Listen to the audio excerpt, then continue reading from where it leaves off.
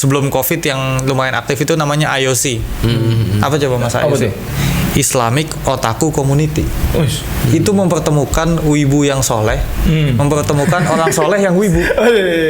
Karena biasanya diem-diem. Orang soleh biasanya diem-diem wibu. Orang wibu diem-diem soleh. Nah, ini ketemu gitu kan.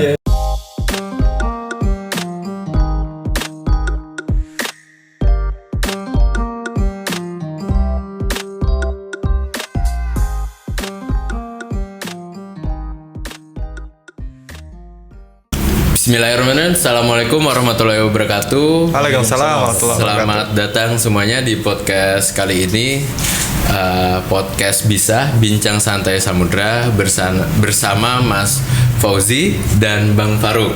Oke, terima kasih semuanya atas kehadiran pada podcast kali ini. Ini adalah podcast perdana ya, first time di podcast Bincang Samudra. Pertama-tama kalau rekan-rekan semuanya belum mengetahui ataupun ingin mengetahui Samudra seperti apa, di sini nanti akan dijelaskan oleh Mas Fauzi, dan tamu spesial kita pada video kali ini ada Bang Faruk ya. Betul. Nah, nanti untuk lebih mendalamnya mungkin setelah nanti penjelasan mengenai Samudra oleh Mas Fauzi. Oke. Pertama-tama kita serahkan dulu ke Mas Fauzi nih. Kira-kira Samudra itu apa sih Mas? Dan podcast kali ini Bincang Santai Samudra itu akan seperti apa gitu. Terima kasih.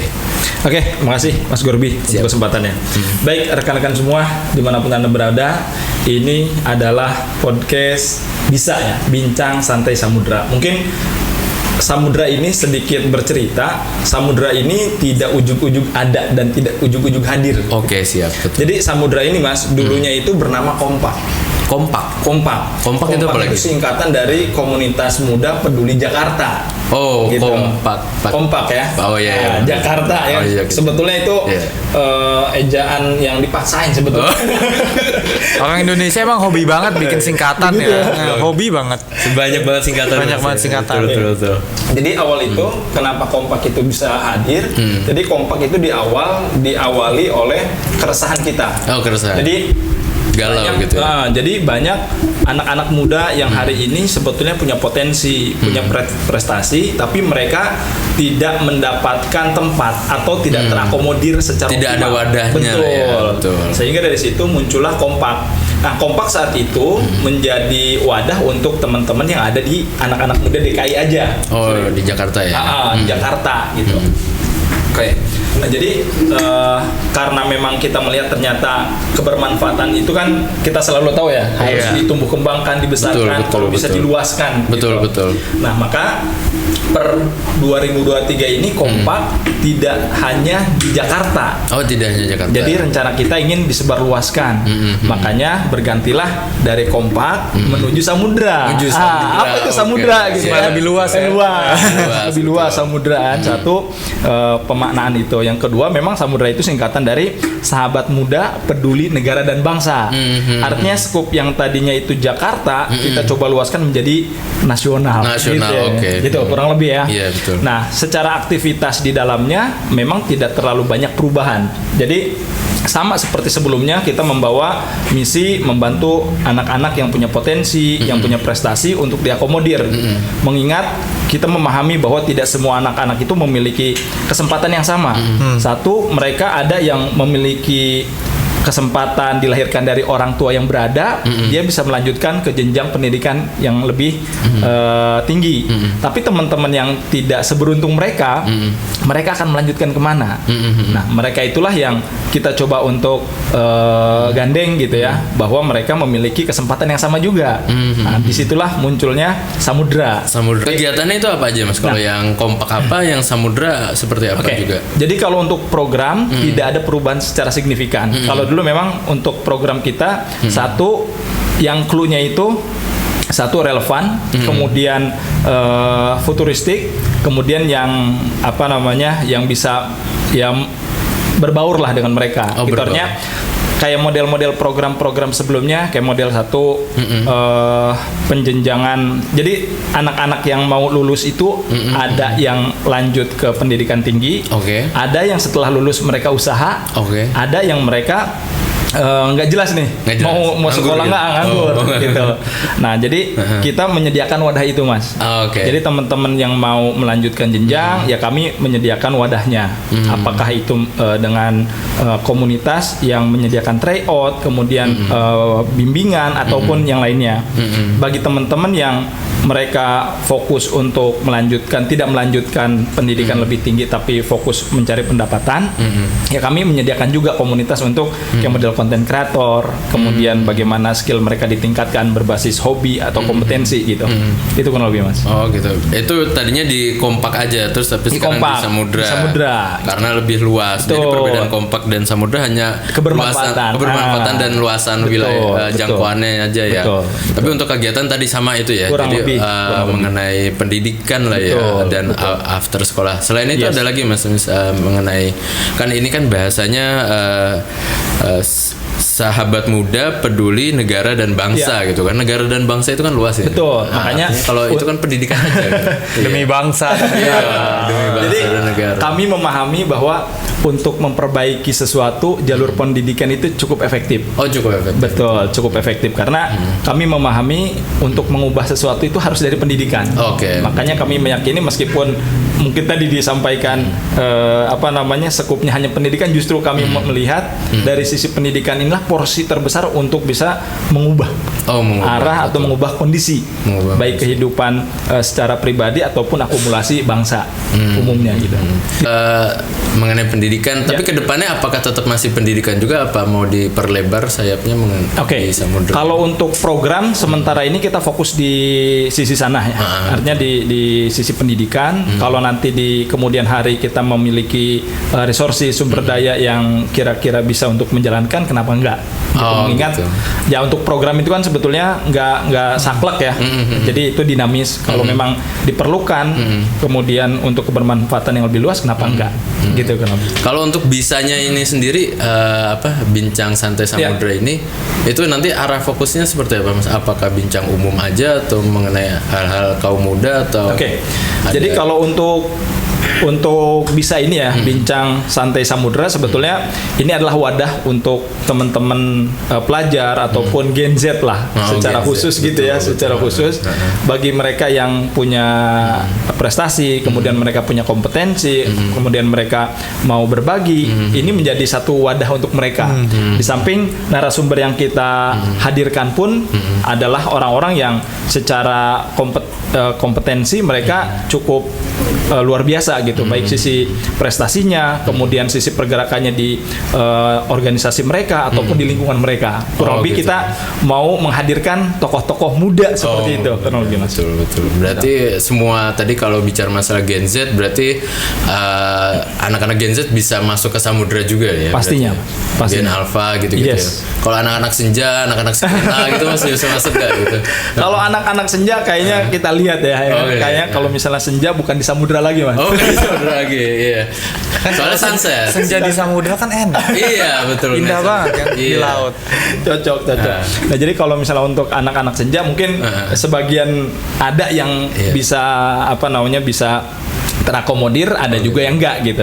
Jadi akan dikembalikan lagi kira-kira masuk atau enggaknya dikembalikan ke si audiens paling. Iya, biasanya anak-anak senja suka ngopi gitu di ini. Nanti ada akomodirnya nggak kira-kira? Pasti. Gitu. Artinya kita melihat anak-anak nongkrong, anak-anak kopi ini kan bukan hanya nongkrong ya. Iya, Biasanya betul. Pelatihan barista betul. atau apa gitu, Ada yang pelatihan, kemudian ada yang ngumpul buat diskusi. Kan banyak sekarang nih Iya, betul. obrolan-obrolan warung kopi tapi menghasilkan pergerakan, kan itu ngeri Iya, ya kan. betul, Itu harus diakomodir Mas. Oh gitu. Nanti bisa diakomodir itu. Ya, insyaallah. Oke, siap. Nah, saya akan membacakan bintang tamu kita untuk CV-nya. Nama panjangnya Bang Mustafa Faruk ya? Iya, betul. Cuma 2 suku kata aja? Nggak Cukup. lebih? Ya, Simpel ya. Mustafa Faruk. Oke, siap. Kemudian untuk lewat organisasinya pernah di staf kajian dan aksi strategis BEM FHUI 2016. Ya, pada masanya tukang demo. Pada masanya. Iya, betul. Berarti udah pernah demo di mana aja?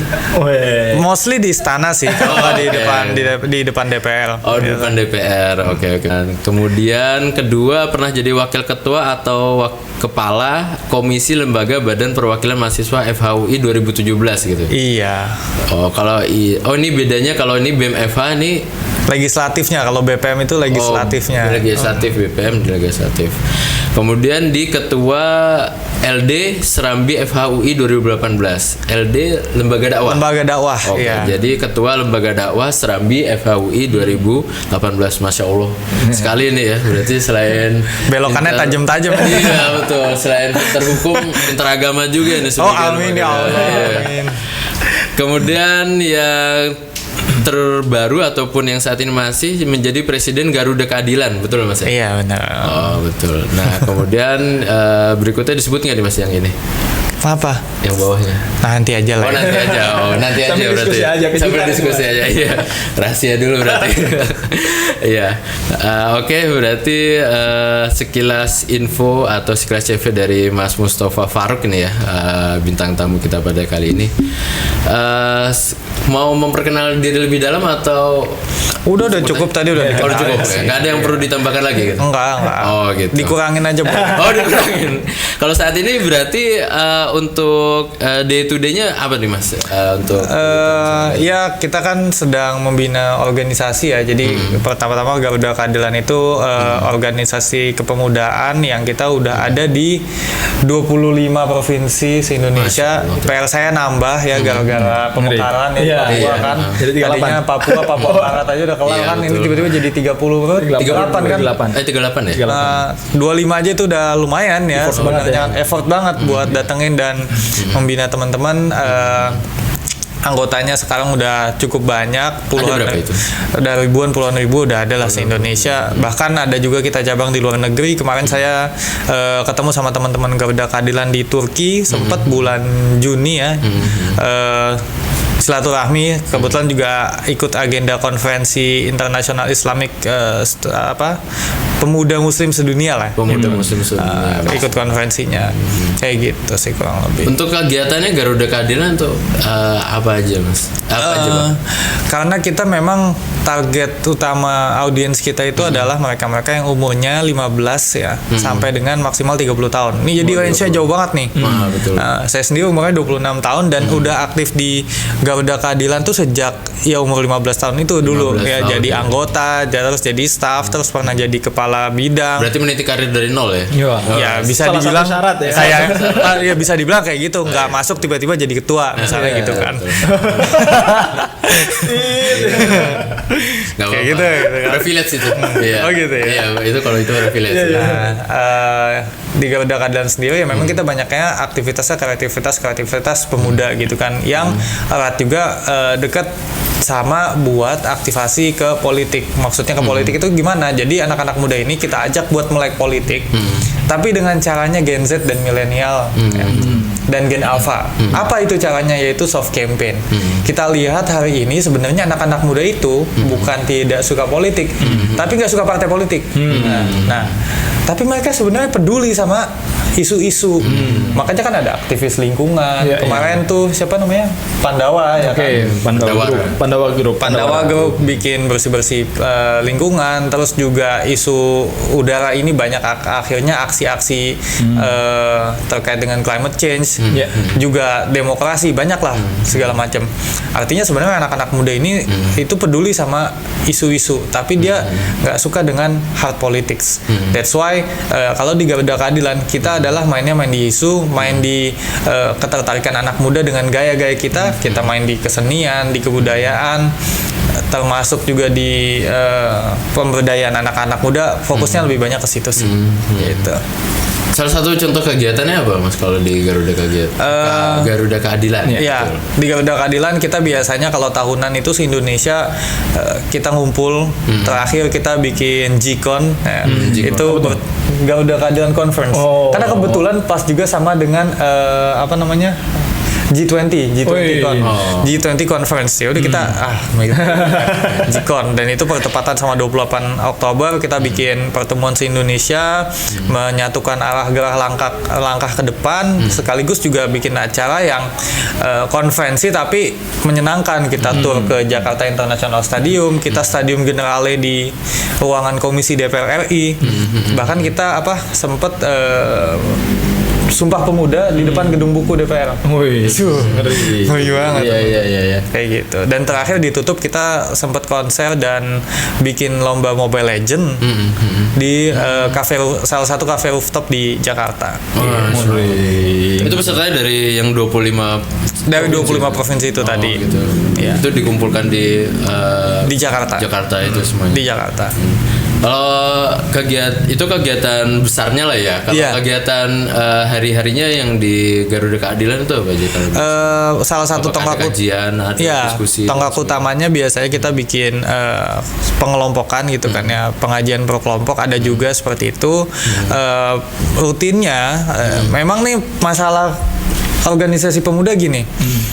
Di daerah-daerah yang gak ada kampus besar itu sepi. Banyak kampus gede kayak di Malang, di Jogja, ya di Jakarta, di Bandung, dan di kota-kota besar di Sumatera itu tuh rame. Karena banyak misalkan tadi yang dari Papua, dari Maluku, dari Kalimantan itu pada datang ke kota-kota pelajar kan kebanyakan. Sementara sebaliknya ya mereka curhatnya yang di kota-kota di provinsi-provinsi itu ya ini kita setelah lulus SMA anak-anaknya pada cabut ke Jawa ke mana gitu kan. Ya akhirnya memang paling banyak kita upgrading dan kita ngejaring lagi anggota-anggota baru yang ada, apalagi yang tadi ketika udah masuk usia 15 tahun ya kita ajak lagi nih masuk ke Garuda Keadilan. Di luar itu juga tadi kalau lagi libur sekolah, nah biasanya libur sekolah, libur kuliah kan pada pulang tuh. Nah kita tuh biasa bikin camping, bikin kongko-kongko lah di antara anak-anak. Jadi aktivitasnya tahunan, per semester, bulanan, mingguan sama harian juga ada. Lengkap semua Mas. Iya. Schedule-nya padat. Itu di tiap sebutannya apa, cabang ya kalau daerah atau wilayah. Iya, setiap wilayah itu ada kegiatan masing-masing gitu ya. Yes, kita punya kegiatan masing-masing. Dan puncaknya yang tadi G-Con itu ya, tadi. Salah satu agenda besar kemarin ya itu di G-Con. Karena kan sebenarnya kita harusnya ada rapat kerja nasional setiap tahun. Gitu. Cuman kan 21 dan 22 masih nuansa Covid. Jadi belum bisa ngumpul. Ya ngumpul kemarin 2022 kumpul lagi ya. Kalau ini rekan-rekan sahabat-sahabat Samudra yang umur tadi berapa, range 15 sampai 30 tahun pengen masuk gitu ke Garuda Keadilan, itu gimana caranya sih Mas? Ada trainernya atau ada? Ya ada trainingnya dan bisa cek aja di Instagram garudakeadilan.id ya. Nanti tinggal DM aja, Bang gimana sih, atau Min gimana sih caranya gabung GK kayak gitu. Nanti tinggal diikutin aja gimana caranya join GK. Ada syarat-syarat khusus nggak sih selain umur tadi 15 dan sebagainya? Paling umum sih umur sih yang paling penting gitu. Umur. Kalau dari suku, agama gitu-gitu bebas, agama wajah juga nggak masalah. Wajah nggak masalah. Good looking atau not good looking gitu. Nggak serasis itu sih. Berarti semua kalangan masuk ya. Semua kalangan bisa masuk. Laki-laki, perempuan gitu ya. Dan sebenarnya kan itu tadi kalaupun dia tidak tertampung di Garuda Keadilan, kita tuh juga mengelola komunitas-komunitas di bawah Garuda Keadilan. Terutama sebelum Covid ya. Dulu tuh kita ada komunitas sebelum Covid yang lumayan aktif itu namanya IOC. Apa coba Mas IOC? Islamic Otaku Community. Itu mempertemukan wibu yang soleh, mempertemukan orang soleh yang wibu. Karena biasanya diem-diem. Orang soleh biasanya diem-diem wibu. Orang wibu diem-diem soleh. Nah, ini ketemu gitu kan. Unik banget itu. Dan ya kalau datang unik banget juga orang-orangnya lah. Jadi cosplaynya cosplay baju koko apa cosplay apa ini? Enggak, cosplaynya bayangin ya yang buat nonton anime gitu ya. Tapi dibikin syar'i. Terutama kostum-kostum yang perempuan gitu kan. Biasanya kan kalau anime kan ya nggak ada kan anime Jepang yang pakai jilbab kan. Ini kita bikin pakai jilbab kayak gitu. Gitu. Di kreativitasnya lah gitu. Itu salah satunya IOC. Juga ada Kampung Dolanan. Kampung Dolanan itu kita mensosialisasikan mainan-mainan masa kecil, mainan gasing lah, mainan apa tuh namanya, congklak, enggot Magelang, Bakiak gitu-gitu, dan itu kita udah jadwal tiap weekend udah hampir ada terus karena udah diundang tuh. Terakhir yang paling besar kita diundang di salah satu konser musik di Jakarta. Jadi ikutan ngisi acara di konser kayak gitu. Keren. Konser apa itu kalau boleh tahu? Ya adalah salah satu konser. kan. Nanti ngiklan dong. Iya. Lupa, ya. Iden. Ya barangkali ada yang mau ngiklan. Ya benar ya. Boleh aman. Iya. Oh gitu. Berarti tadi kalau mau masuk siapapun bisa masuk. Bisa. Dari yang penting umur segitu ya. Mau sekolah maupun gak sekolah juga boleh masuk ya. Apa harus dia syaratnya kuliah atau gimana? Enggak Ini juga. syaratnya beberapa sudah bekerja, bahkan ada yang sudah menikah juga, tapi ya karena umurnya masih masuk, ya why not? monggo aja, ya nggak masalah. Jadi ada tadi mengenai di Garuda Keadilan ada di Jepangan ada gitu ya. Ada Terus juga. ada Gamers juga ada. Gamers juga E-sports ada, ya kan? e-sports. Terus ada apa lagi itu yang tema-tema? Kesenian ya, Oh, musik. iya, kesenian. Musik juga ada. Musik. Wah, mantap juga. Kalau dibuka di YouTube-nya Garuda Keadilan itu ada ya beberapa lagu-lagu yang kita Sound of bikin. Garuda Keadilan. Ya, Sound of Garuda Keadilan. Selain itu ada lagi Mas kegiatan yang memang in charge di Garuda Keadilan. Yang paling besar lah di tema apa yang sering dilakukan di Garuda Keadilan. Yang paling sering ya karena kan sebenarnya Garuda Keadilan juga tadi salah satunya buat aktivasi ke politik ya. Iya, betul. Dan ini sebenarnya karena kita soft politics, hard politiknya itu dikit aja, yaitu menjelang 2024 ya. Baru nanti kita melihat siapa nih yang bisa kita ajukan, yang bisa kita dukung buat di pemilu atau di pilpres nanti, gitu sih. Oh gitu. Tapi itu eventual aja, 5 tahun ya paling sekali. Most of our agendas ya itu lebih ke banyak ke aktivasi anak-anak muda gitu. Kalau tadi bicara masalah soft politiknya itu seperti apa sih? Yang soft yang seperti apa? Yang hard itu yang seperti apa kalau di Garuda Keadilan itu? Kalau kita membedakan hard selling dan hard politics dan soft politics, kan hard politics kan sebenarnya ya lu pakai baju partai apa jelas dan lu hard selling partai itu gitu kan. Oh saya pakai baju merah, pakai baju kuning ini gitu kan. Kalau ini oranye gitu. Ya ketika hard politik kan tadi gitu kita sudah menjajakan partai politiknya gitu kan. Nah justru ketika soft politics ini jauh lebih menarik. Yang kita kedepankan adalah value-value dari partai politik atau identity dari politiknya itu sendiri. Misalnya contohnya kita mau soft selling partai PKS ya. PKS itu value-nya apa sih? Oh dekat sama masyarakat. Oh dia value-nya apa namanya?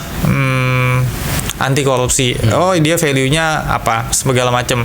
Dan inilah yang kita kerjakan, yaitu bermain by value, bermain by ideas, mainnya sama gagasan.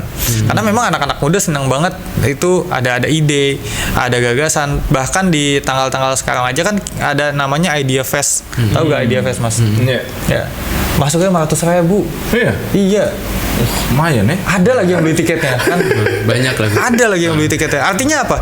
Artinya kan anak-anak muda sebenarnya ada yang mau dan ada yang willing. Betul. Ngeluarin duit.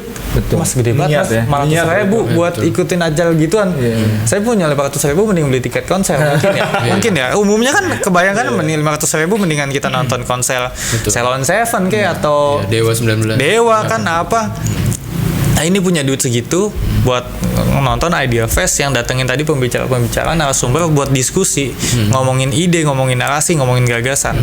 Nah makanya menurut saya secara pribadi anak-anak muda bukan apolitis sebenarnya, tapi dia sudah tidak mau lagi dikotak-kotakan dengan identiti yang nggak penting sebenarnya buat mereka. Yang lebih penting adalah apa yang bisa lu bawa, apa gagasan yang lu bawa, apa ide yang mau lu bawa gitu sih. Apa sih Mas? Apa sih Bang maksudnya supaya mereka menarik dengan politik? Selain campaign tadi ataupun ada tadi kan bicara masalah anti korupsi dan sebagainya, soft campaigns itu masuk ke anak-anak muda itu. Nah mereka apakah apa ya tadi bahasanya aware atau apa gitu, atau dia langsung menolak ataupun seperti apa gitu? Karena lebih cenderung nggak peduli ya, lebih cenderung nggak peduli dan apatis aja. Oh gitu. Dengan adanya gadget sekarang kan orang semua terpapar informasi ya. Betul. Gue tiap hari baca ada berita ini, ada berita itu, politisi ditangkap, politisi ditangkap. Jadi politisi ditangkap mulu, masalahnya macam-macam kan, betul. Tapi mostly korupsi. Jadi mereka akhirnya jadi apatis gitu. Tapi sebenarnya peduli sama isunya tadi. Makanya dia tidak suka dengan politiknya, tapi dia sebenarnya peduli dengan isu. Gapnya adalah mereka nggak tahu bagaimana cara menyelesaikan isu-isu tadi. Yang mana padahal politik ini kan sebenarnya bisa jadi muaranya menyelesaikan masalah ya. Betul. Say Jakarta punya anggaran itu 80 triliun setahun. Gede banget. 80 triliun tuh kalau ditaruh di ruangan ini juga nggak cukup. Padat kali ya. Nggak cukup Bahkan. Udah pernah lihat 80 triliun? Belum. Pengen kita. Takutnya udah pernah lihat 80 triliun segini banyak kan? Betul. Dengan anggaran segede gitu sebenarnya kan ini masalah political will.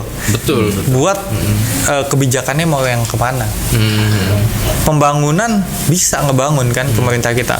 Mau ngebangun apa tapi pertanyaannya ngebangun manusianya, ngebangun infrastrukturnya, ngebangun dinastinya, ngebangun itu gitu kan. Itu politik misalnya kan. Dinasti itu.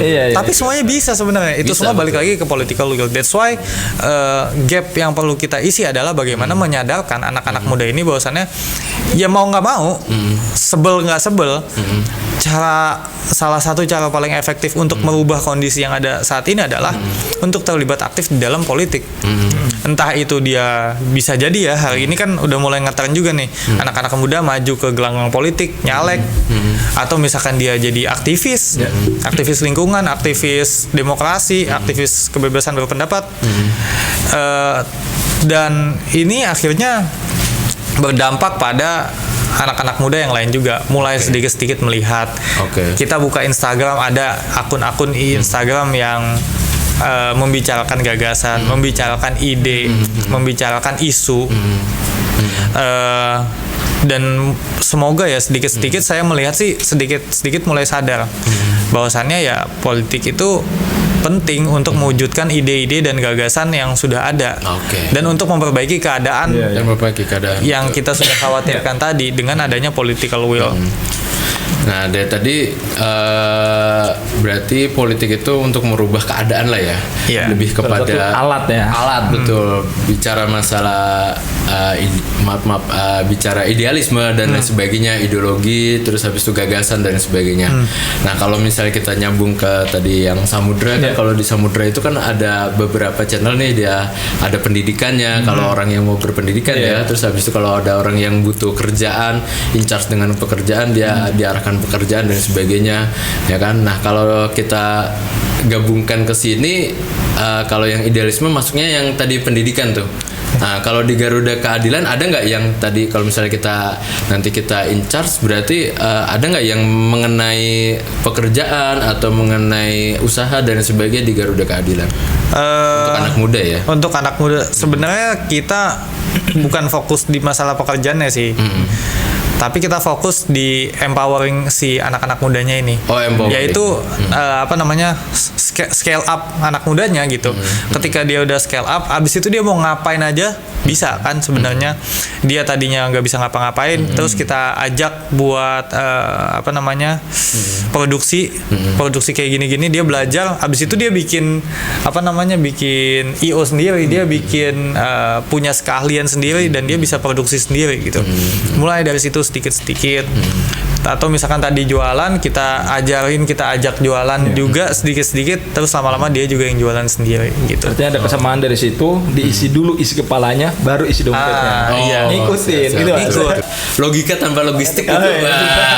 Ini kalau ini omongan politisi.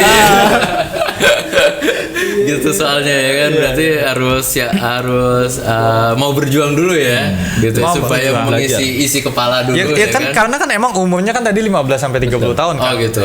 Kalau umur segitu kita nggak berjuang, ya sisa umur hidup kita mungkin akan lebih susah. Iya. Oh iya. Memang umur segitu umurnya berkorban sih. Betul. Iya. Berjuang. Iya, tapi berjuang tetap perlu logistik. Itu yang kadang-kadang suka jadi pertanyaan gitu. Tapi kan logistik relatif. Nah. Oh iya betul. Tapi kalau tanpa logistik juga.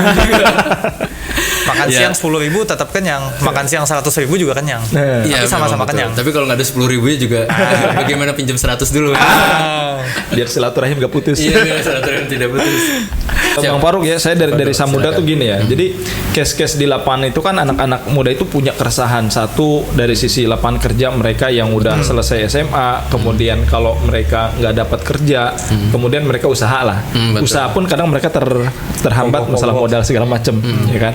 Kemudian dari sisi pendidikan mereka yang mau melanjutkan, anaknya cerdas, tapi mereka nggak bisa melanjutkan. Nah itu kan jadi problem juga ya. Nah jadi case-case kayak gini kan perlu diselesaikan. Dan saya meyakini satu hal yang bisa mengubah itu memang adalah salah satunya politik. Karena politik itu ya sangat powerful. Kita bisa melihat bagaimana kalau misalnya pemerintah itu memberikan beasiswa sedemikian besar gitu kan, dengan orang-orang yang cocok gitu kan, pintar, kemudian memenuhi kompetensi.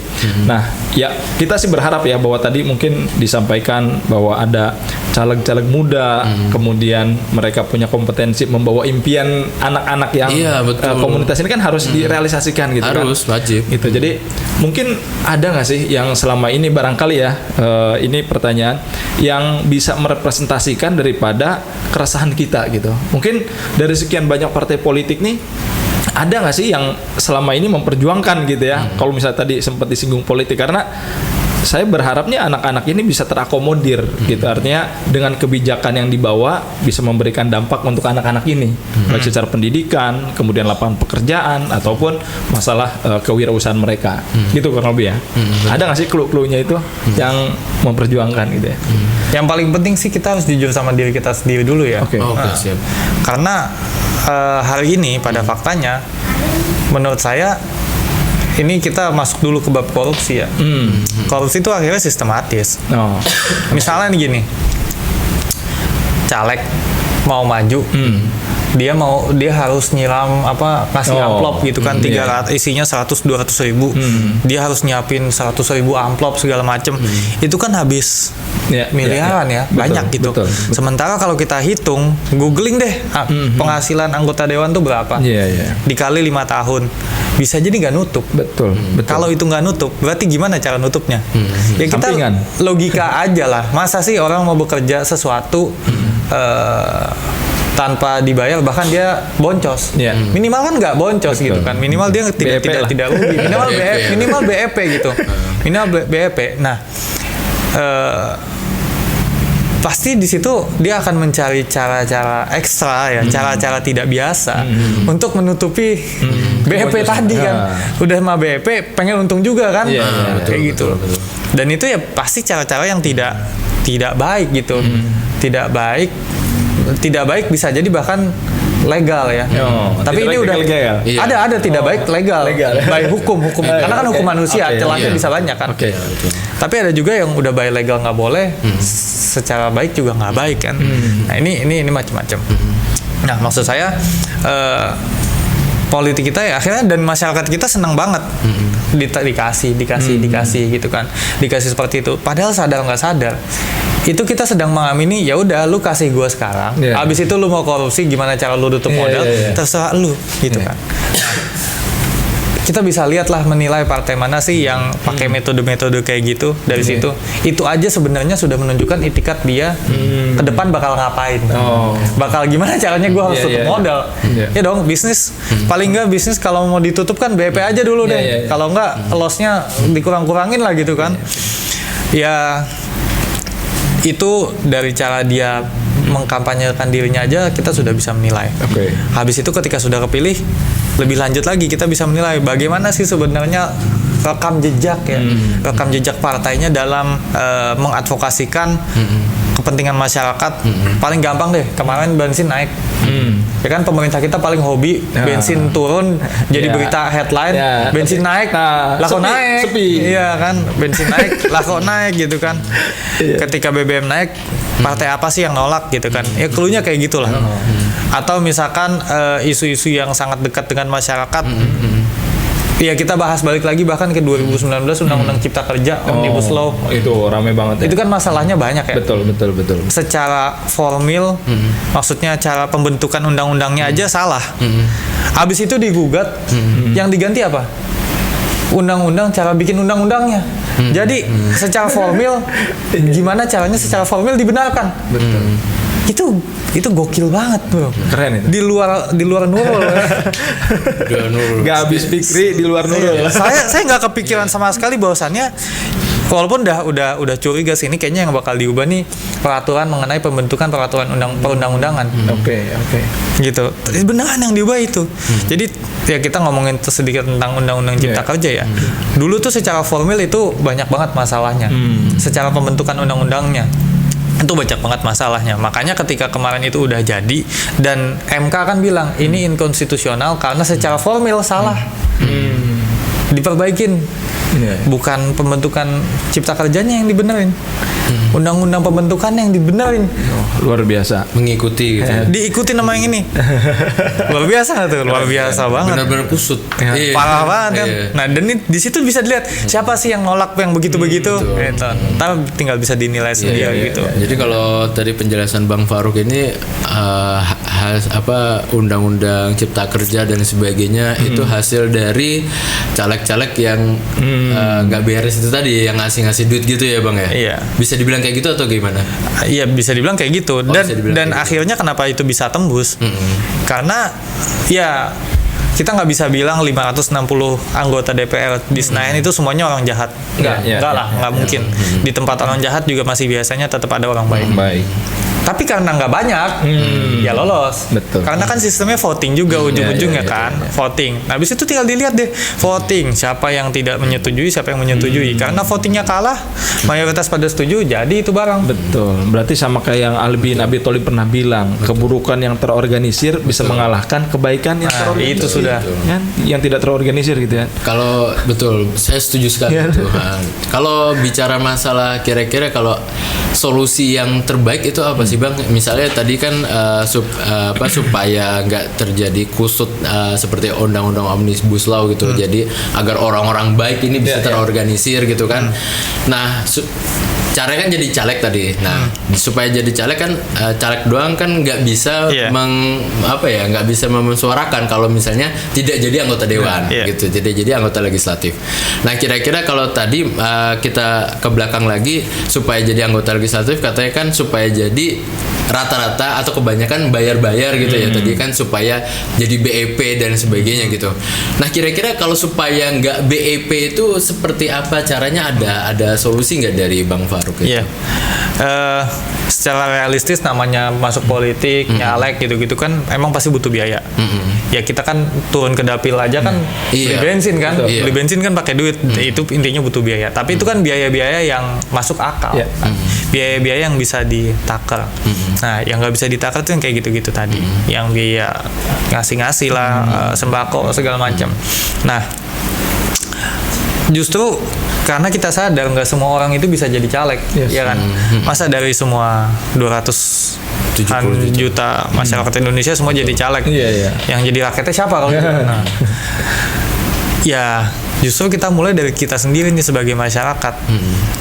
Kita mulai pilih ya calon kita, dan yang kita pilih itu ya kita lihat latar belakangnya, kita lihat apa yang bisa dia kerjakan, yang sudah dia kerjakan selama ini, track recordnya,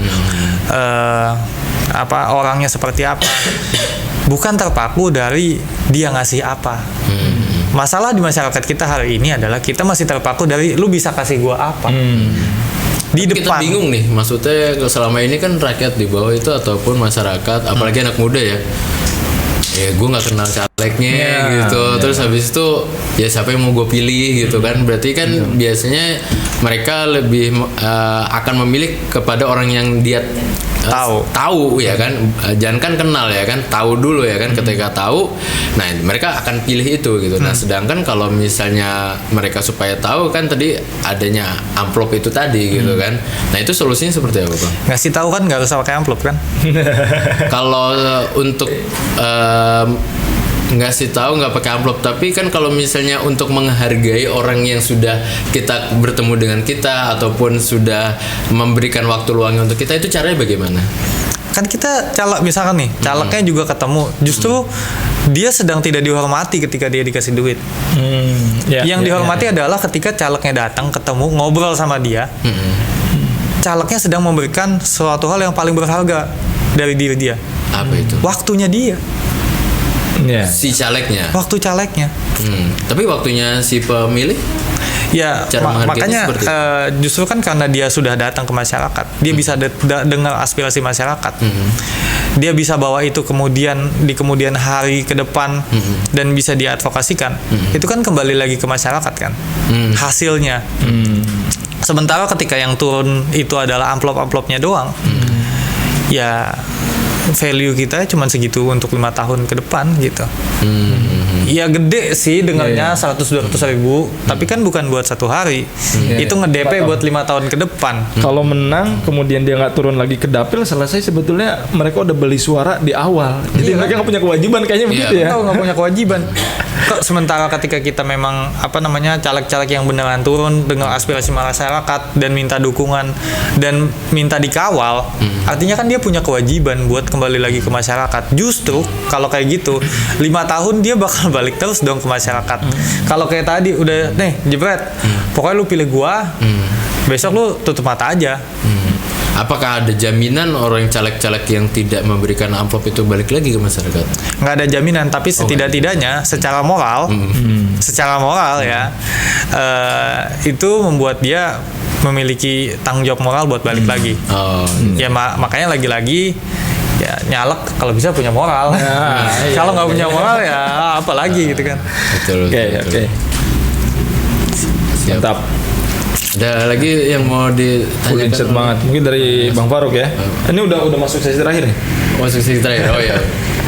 Gimana Mas Fauzi? Oke. Dari Bang Faruk dulu. Oke.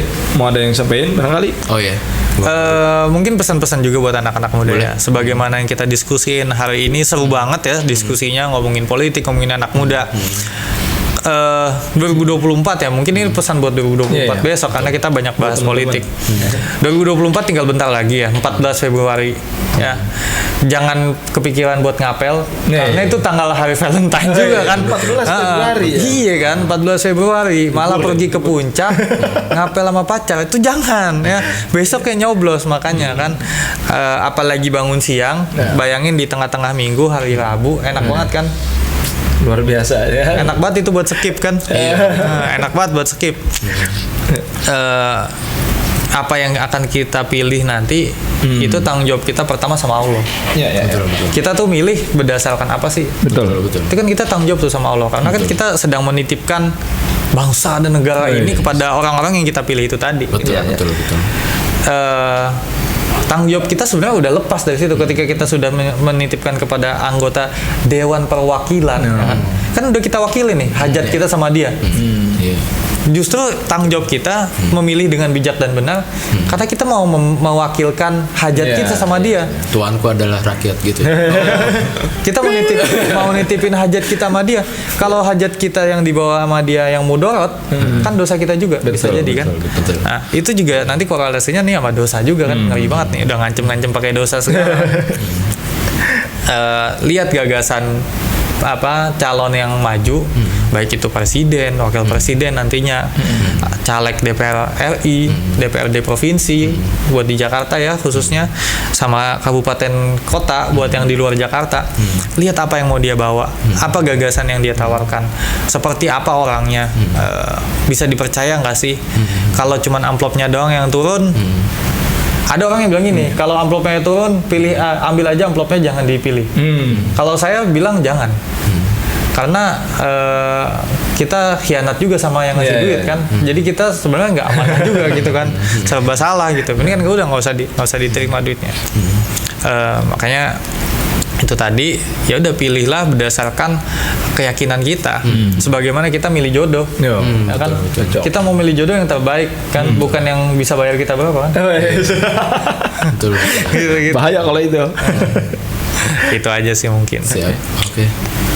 Ya, Mas Oji. Oke, kalau dari Samudra, teman-teman semua, makasih sampai sejauh ini. Pastikan teman-teman semua kalau mau memiliki, ya tadi mungkin ya sempat disampaikan, memiliki pemimpin atau representasi dari teman-teman yang memiliki keresahan, silakan pilih sesuai dengan hati nurani.